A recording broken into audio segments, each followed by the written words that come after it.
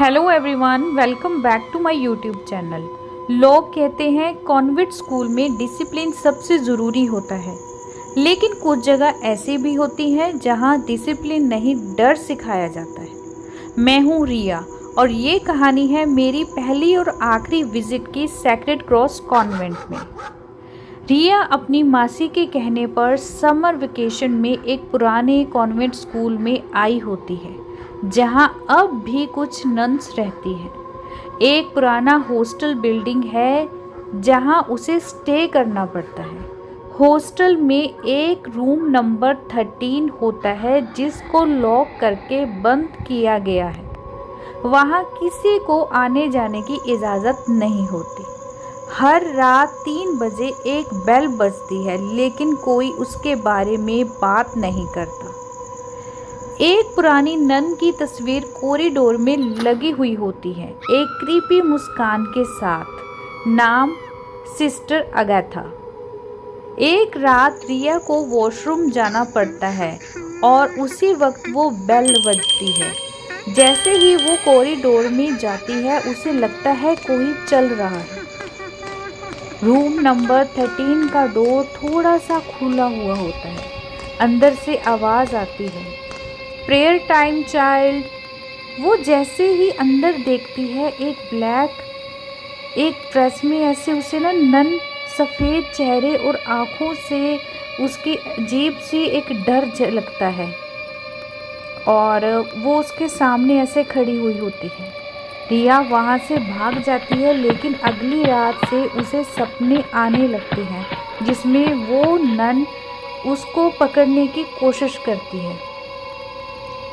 रिया को एक पुरानी डायरी भी मिलती है जिसमें लिखा हुआ होता है कि वो जो नन थी वो पागल हो चुकी थी।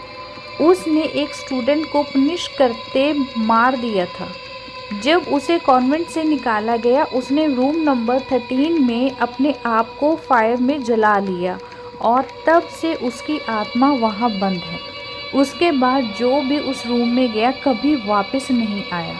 रिया डिसाइड करती है वो इस जो भी यहाँ पे शराब है उसकी वजह से कभी भी नहीं आएगी। अगर हो सके तो इसको वो ख़त्म करेगी। रिया एक कैंडल और ऐसा कुछ मटेरियल सा लेकर रूम नंबर 13 में आती है।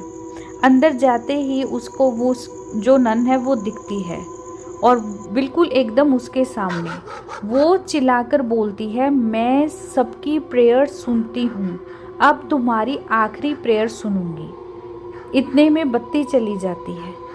हर जगह डार्कनेस, सिर्फ अंधेरा छा जाता है और किसी के पैरों की आवाज़।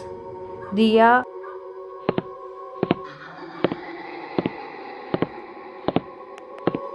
को ऐसे हाथ में उठाकर बोलती है कि मैं वो नहीं स्टूडेंट हूँ जिसे आप सज़ा देना चाहते हो। तो आपको सिर्फ शांति चाहिए, पुनिशमेंट नहीं। अचानक शोर रुक जाता है और नन की जो आत्मा है वो ज़ोर की चीख के साथ हवा में ऐसे घूमने लग जाती है और फायर में वो डिसपियर हो जाती है। सब उस दिन के बाद नॉर्मल लगता है। रिया घर आ जाती है, लेकिन जब अपने बैग खोलती है तो उसमें वो एक पेपर और अजीब सा सामान देखती है। उस नन ने शांति पाई, पर तुमने उसका जो शराब था वो छू लिया। Now you are the new keeper of room number 13। उसको ये वहाँ पे मैसेज मिलता है और उसी वक्त बैग के अंदर से वो बेल बजती है। ऐसी ही मिस्टीरियस इंटरेस्टिंग स्टोरीज़ के लिए आप मेरे चैनल को सब्सक्राइब और स्टोरी को लाइक करना भी मत भूलिएगा।